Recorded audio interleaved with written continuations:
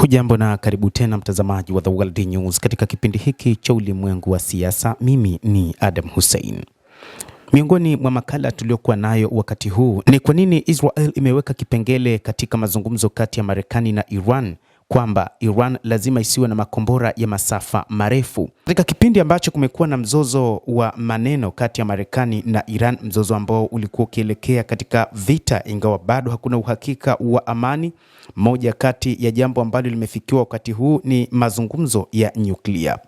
Kwa muda mrefu Marekani na mataifa ya magharibi pamoja na Israel yamekuwa yakipambana dhidi ya kukataa mpango wa nyuklia wa Iran.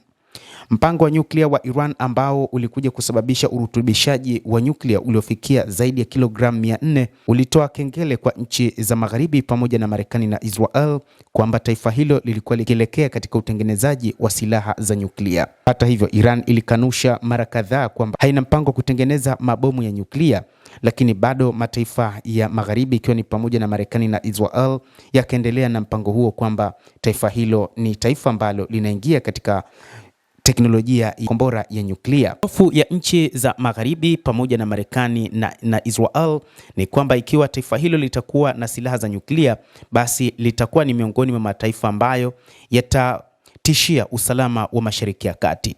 Lakini je, kuna ukweli wowote kwamba Iran inatishia eneo la Mashariki ya Kati? Wachambuzi wanasema hakuna ukweli huo. Fujo zote katika eneo la Mashariki ya Kati hazisababishwi na Iran. Iran haikuwahi kuanzisha ugomvi katika eneo lolote, lakini pia Iran ni moja kati ya mataifa ambayo katika vita ambavyo imevipigana ni vita vya kuchokozwa. Iran imeingia vitani katika vita vya siku 12 dhidi ya Israel, lakini ni vita ambavyo vilianzishwa na Israel yenyewe ikishirikiana na Marekani.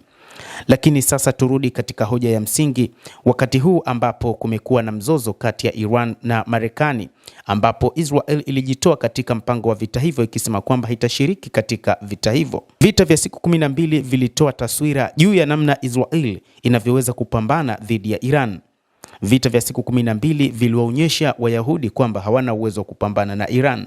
Na hata katika kipindi hiki wametoa sababu kwamba hawana silaha za kutosha za kuweza kupambana, lakini pia ulinzi wao wa anga ambao ulisifiwa na Marekani na ulimwengu kwa ujumla, ambao ulibeba Iron Dome pamoja na THAAD na mifumo mingine ya ulinzi iliyokuwepo karibia mitano, yote hiyo ilishindwa kupambana na makombora ya masafa marefu ya Iran. Sasa Israel wakati huu inasema Marekani lazima ishinikize Iran iachane na mpango wake wa makombora ya masafa marefu.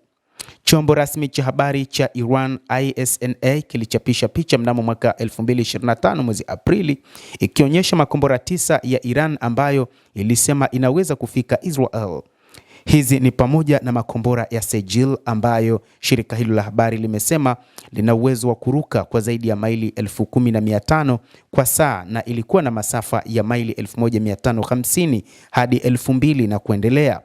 Makombora kama vile Khaybar Shekan lakini pia na Haji Qasim ni makombora ambayo yana uwezo wa kuruka umbali mrefu zaidi na kuifikia moja kwa moja Israel. Na hii ndio hofu ambayo Israel inaipata na imeweza kuthibitisha katika vita vya siku 12. Jumuiya ya kudhibiti silaha, taasisi yenye makao yake makuu mjini Washington, inasema kuwa silaha za kivita za Iran ni pamoja na kombora la Shahab-1 ambalo lina uwezo wa kusafiri umbali mrefu zaidi ya kilomita 2,000, makombora kama Zulfakhar, lakini pia makombora ya Emad, makombora ambayo yametengenezwa kwa umbali wa maili ndefu zaidi. Lakini pia inatajwa kwamba Iran wakati huu ina kombora lenye uwezo wa kuyafikia mataifa ya magharibi.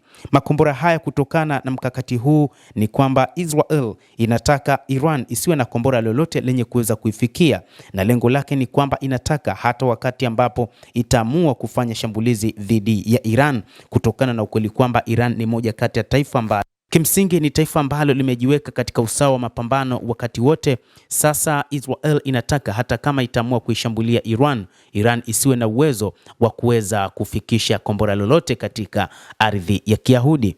Hili ni jambo ambalo kwa upande wa Iran na hata wachambuzi wa mambo wanasema katika makubaliano yote hili ni katika mambo ambayo hayawezi kukubalika. Kwa mujibu wa ripoti ya mwaka 2023, Behnam Ben Taleblu, mshirika mwandamizi katika taasisi yenye makao yake makuu nchini Marekani katika kulinda demokrasia, anasema Iran inaendelea kutengeneza maghala ya chini ya ardhi ya makombora yaliyo na mifumo ya usafiri na kurusha, pamoja na vituo vya chini ya ardhi vya kuzalisha na kuhifadhi makombora. Mnamo mwaka 2022 Iran ilirusha kombora la balistiki kutoka chini ya ardhi kwa mara ya kwanza.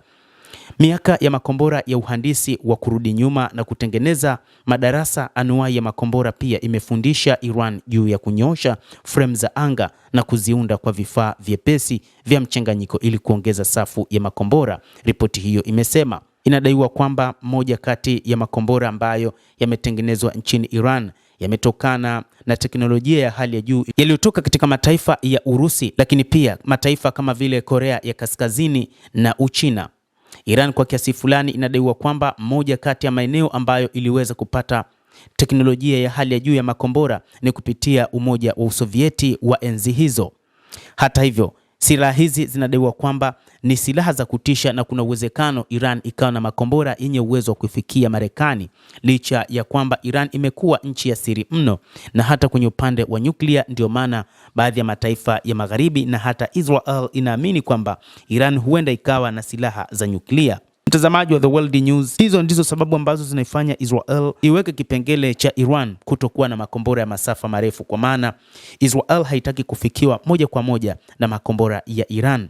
Israel inataka wakati itakapofanya shambulizi lolote kusiwe na uwezo wa Iran wa kuweza kujibu, jambo ambalo kimsingi halitowezekana. Na hata huo mpango wa nyuklia ambao wakati huu serikali ya Marekani inautaka, wachambuzi wanasema kuna uwezekano mdogo ukakubaliwa, na kutokana na moja kati ya kauli iliyotoka Urusi ni kwamba Urusi ipo tayari kusimamia mpango huo wa nyuklia. Kwa namna hiyo huenda hilo Iran ikakubali. Endelea kutufuatilia, lakini usisahau kulike, kucomment na kusubscribe channel yetu hii. Mimi ni Adam Hussein, endelea kuwa nasi wakati wote, endelea kutufuatilia.